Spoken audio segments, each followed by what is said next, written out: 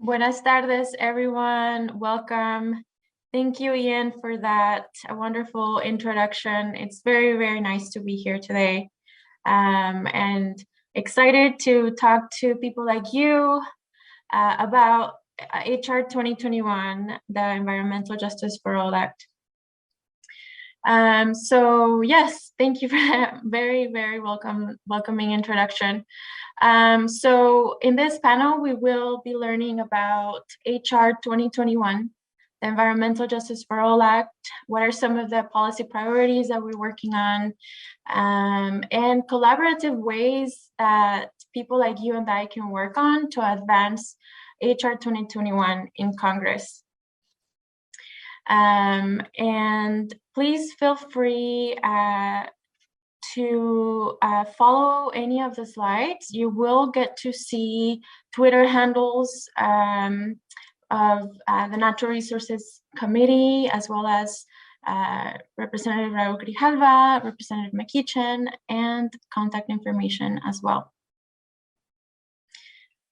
So if we can go to the next slide, please. So my role in the Outreach and Engagement Department stems from connecting communities mostly impacted on a daily basis by environmental injustice. I myself actually am a story of environmental justice, and one of the reasons why my family and I migrated to the United States. So I work together with communities, I work together with organizations to tie in those voices so they can come in and help us in the policy-making process. And a great example of this policy-making process gave us Environmental Justice for All Act. You're seeing pictures of convenings, panels, roundtables, and even marches that we have participated on, that we have been presently there thanks to the leadership of Chairman Grijalva and Representative McEachin with their environmental justice initiative. And thanks to all these 4 years of input by communities and organizations, we have language for our legislation, which is HR 2021. If we can go to the next slide, please. So HR 2021 is a unique bill. It was made up by the community and for the community, and it serves as a transformative platform and tool for communities to voice their opinions and their concerns in regards to the policy-making process, right?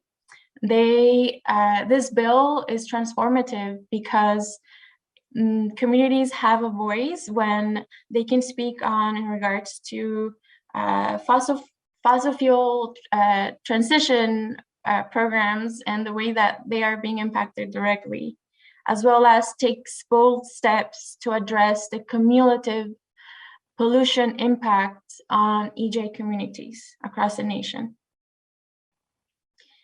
So HR 2021, like previously mentioned before, it underwent the most transparent, inclusive, and participatory process in partnership with EJ organizations throughout the US over the span of 4 years to craft this bill.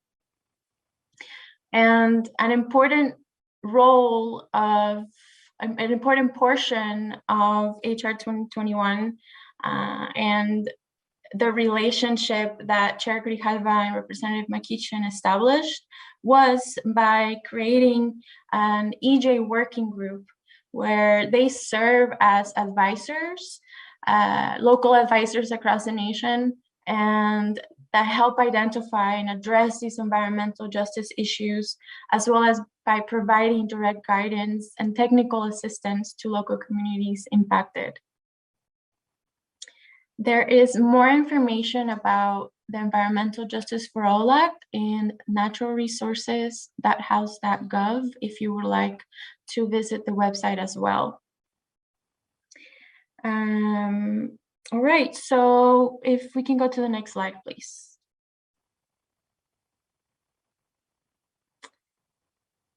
Thank you. All right, so I mentioned that this bill, HR 2021, is unique, is transformative, and we need national action. And so some of the congressional efforts that we are working on and in our role include several policy actions, including in-field public input forums, excuse me. So we want to target and continue listening to communities with it. As you all know, COVID-19 impacted communities in very many different ways, but we cannot continue to forget how environmental degradation continue to exacerbate those issues on community, already vulnerable communities. So we want to hear from them. We are planning to visit New York. We want to visit Houston. We want to visit Michigan, and Los Angeles, New Mexico, and other stops that we're still working on. And by being able to work in these field forums, we want to continue educating and engaging with these communities. We need to let them know that somebody is listening to them, that the federal government is doing something about it, and that they can be part of this policy-making process to their concerns. We are also very hopeful and grateful because the Grijalva framework of Environmental Justice for All Act helped shape the administration's EJ efforts. Those include the Justice 40 initiative, the Environmental Justice Executive Order that we're hoping to have a renewed one, as well as the establishment of the White House EJ Council. So we are hopeful to continue working along with the administration to tackle and providing more actions to the nation in regards to environmental justice. Another of our goals is to continue expanding the EJ working group, which are our advisors.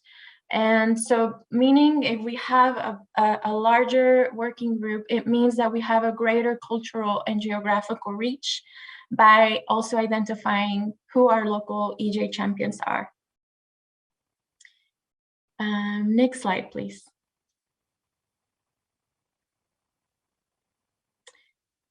All right, so I mentioned that our goals are to advance this bill in Congress as much, as we need to.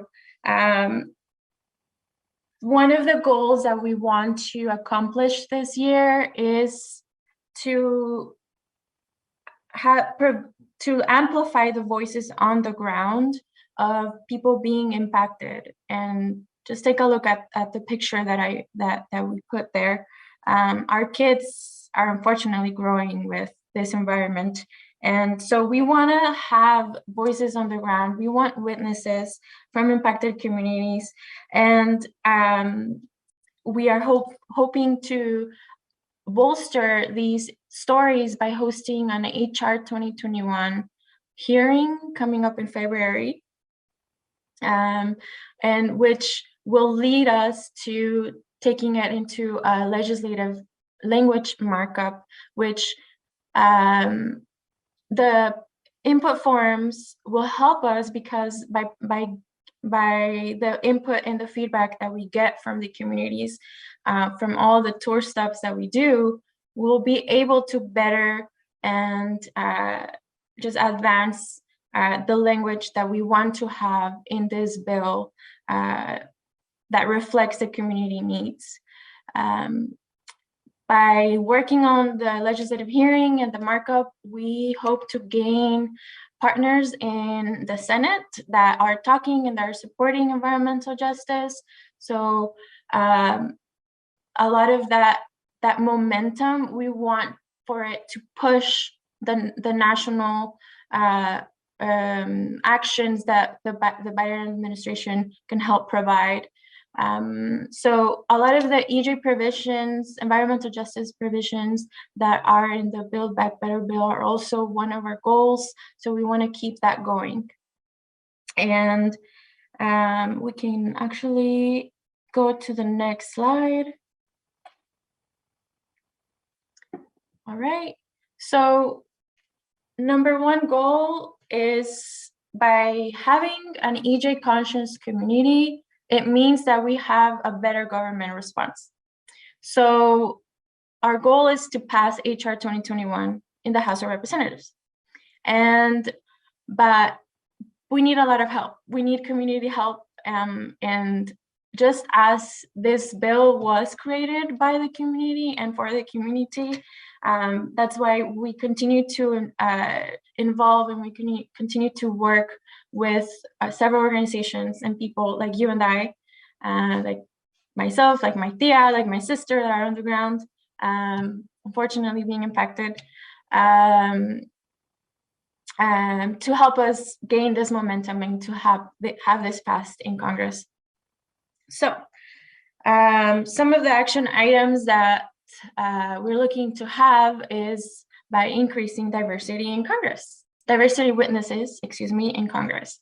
So in legislative hearings, when we talk about a bill, we like to amplify the voices that are either being impacted by a certain issue, but also we want to bring in voices of people and organizations that can speak on why we need environmental justice for all act to be passed in Congress. So we need a lot of that representation. We need more people that look like you and I in these type of environments.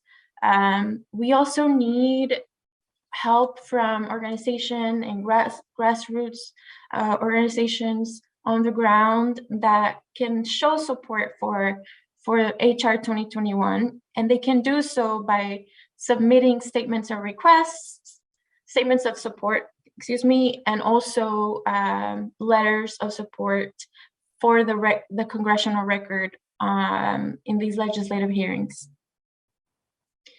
And a lot of the work that is mostly needed as well is on the ground with communities, and that's where a lot of our partners on the ground come in. They help the EJ advocacy in the public square, and because communities are educated about environmental justice, that means that the policymakers that they are represented by get to hear about environmental justice.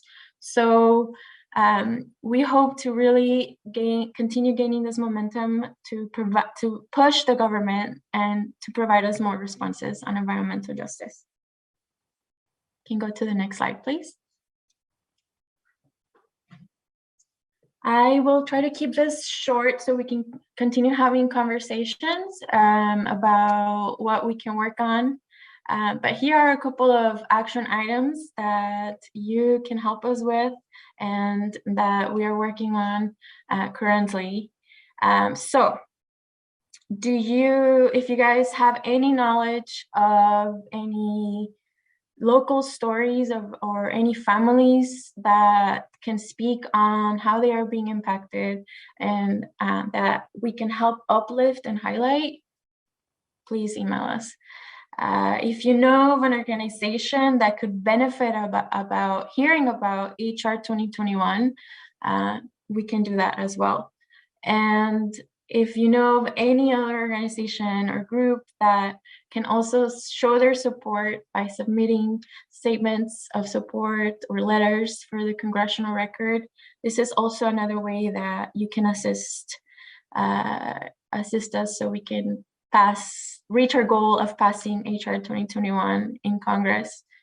My email and my colleague's email is there, Marilyn Cepeda, mail.house.gov. So I am more than happy to continue staying in touch with you guys and learning how we can all collaborate, because this is a community effort and this is something that impacts people like you and I. So that is all that I have for you today, and thank you so much for having me and for being able to join this conversation about environmental justice. Welcome back, everyone. We actually have a few extra minutes here to be able to answer your questions that were put into the chat. And so, Marilyn, do you mind if I just read them to you, and then we'll go from there? Yes, that works. One of the first question is, what are some key upcoming dates that people should be aware of so that they can be involved? Great question. So our first upcoming event is going to be the legislative hearing in February 15th. So that's where we will be discussing details about the bill, how environmental injustice is impacting communities, but we will also learn about how this HR 2021 bill will help communities on the ground. So we'll get to hear voices there. And get to hear statements of support from organizations on the ground as well. We are still defining the tour dates for that we're hoping to launch this upcoming year. As you know, Omicron has put us back a little bit, but we're working hard to make that happen. But we're starting with New York and a date in March. And the markup is going to be a little later in the year after we complete the input for the public input tours. So we're hoping to have it around June or July. Okay, so February through July would be a really good time for people to be involved and know that it's traveling. The conversation is traveling for voices to be heard from all across the country. So another question we have here is, how does your office, have regular calls or webinars where they can join in to hear about this process? Is there ways to sign on, an email list for updates? People are really interested in knowing how they can stay connected. Thanks, that's a great question. So prior to COVID-19, we did have a regular update session calls, but we suspended that just due to everything going on. But I am more than happy to update people via newsletters that we're sending. So if they email my email address, we can sign them up on our contact list. In fact, if they would like to also be part of our distribution list, they can fill out this form, and we'll be more than happy to add them to the rest of the communications from our office. And I will put that in the chat for you. Well, thank you so much again for taking the time with us and all the work you're doing, fighting not only for environmental justice, but clearly language access, which is such an important part. You know, the pandemic showed me firsthand in communities in rural and urban, we are not prepared to deliver life-saving information to communities, let alone financial literacy and so many of the other things that are so important. So we really appreciate that. Again, audience, if you can stay tuned, we're transitioning now to White House National Climate Advisor Gina McCarthy with Irene from our team.